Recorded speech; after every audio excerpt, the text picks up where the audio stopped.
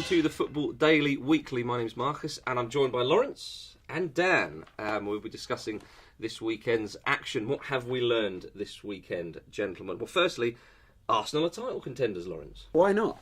From the beginning of the season, I think a lot of people were very sceptical of the way that Arsenal were playing their football. Mm-hmm. Pre-end of the transfer window, the team didn't look as confident. I think that's fair to say.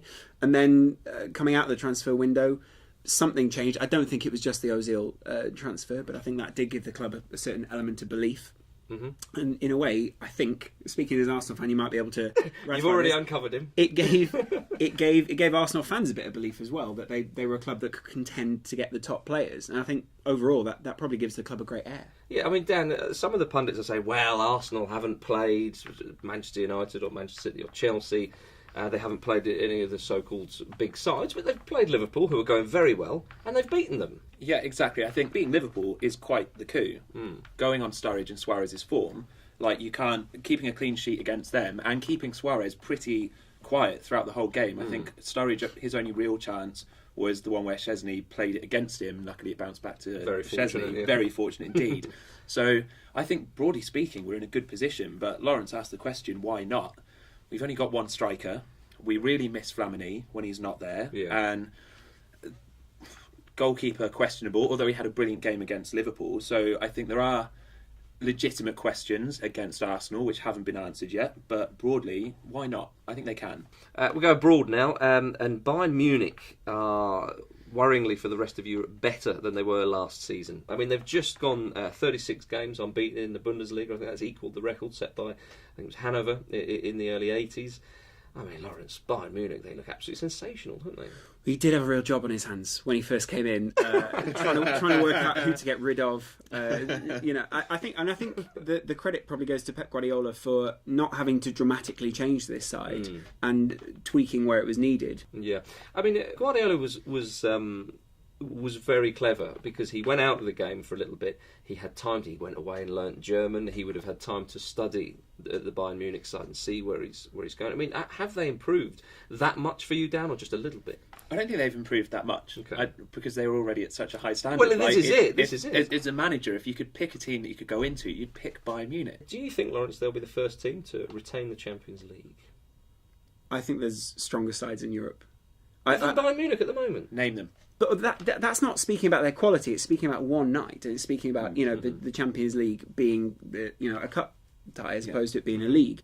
I think they are the best team in it. At the end of the day, like Lawrence said, it's a cup competition. Like, anything can happen. Over the years, there are more than a few clubs that really should have retained the Champions League because they were the best team. But because it's a cup competition, anything can happen. So Bayern Munich could have a bad night, and if you have a bad night in the away leg, or in the home leg, of the knockout stage, it can completely kill you off. Like when Arsenal lost 3-1 against Bayern Munich at home, it killed us off completely. So there's nothing that could stop that happening to Bayern Munich on a one-off night.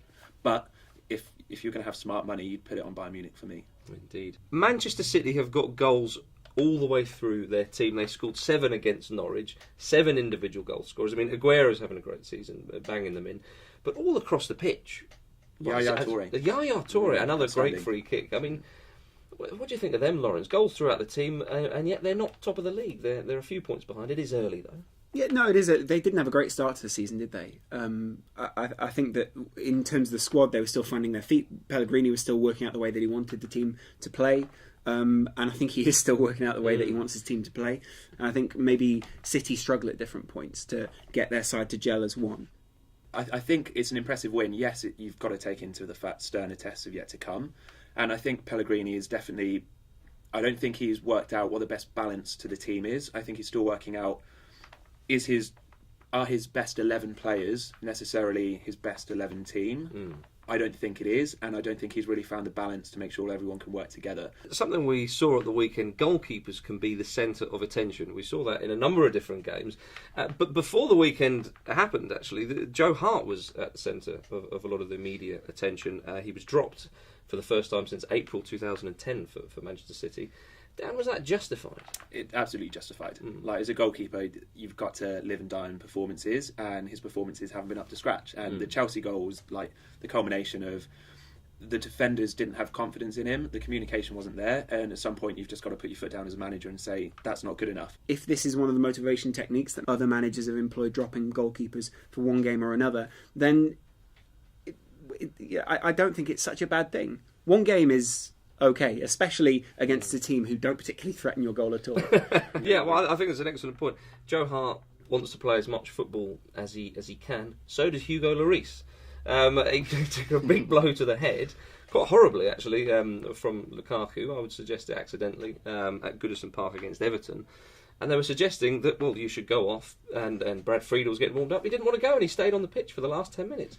I mean, Dan, what if Everton had scored in that time? I mean, well, worse than that. What if Lloris had collapsed? Well, or anything? absolutely. Like, more Yeah, seriously, I found that decision incredible from AVB. Like, I think someone needs to have a word with him, because that you've got a responsibility for your players, and just because a player is saying, "Yeah, I'm good, I'm fine," there's no way you can possibly know. And fair play to Lloris for that, but from the club and the manager's perspective, you've got a duty of care for that player, and he's got to come off. So many other sports have this. I mean, rugby have it, the NFL especially conscious of this in America, and so I think that football needs to take that line as well. Simple as that. And elsewhere in the Premier League, a goalkeeper scored a goal. You love seeing a goalkeeper score, and you love all the stats coming out that he's now the joint top scorer at Stoke, and he's scored as many as Townsend, and all of that stuff.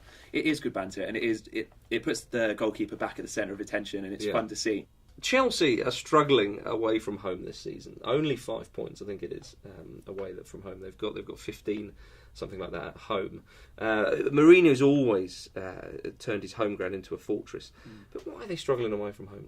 No, I think Newcastle are always going to put up a tough fight for anyone at St James's Park. Like, it's very rare that you go to St James's Park and just have them roll over.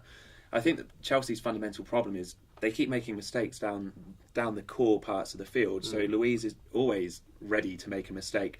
Torres up front, and when Eto'o plays, like, they don't look like they're guaranteed to score a goal. So right down the core, I think that they struggle, and I think when they're making mistakes, it seems to be happening more away from home. Now, is that a psychological thing? Possibly, but I do think because they are seemingly mistakes more than anything, they should be able to resolve it, I think. We'll see how Chelsea get on in the coming weeks. Well, that's all we've got time for this week. Thanks for watching the Football Daily Weekly. Thank you to Lawrence and Dan for joining us. Do leave your comments below and let us know your opinions and views. We'll be back on Wednesday to discuss the most overrated players. See you then.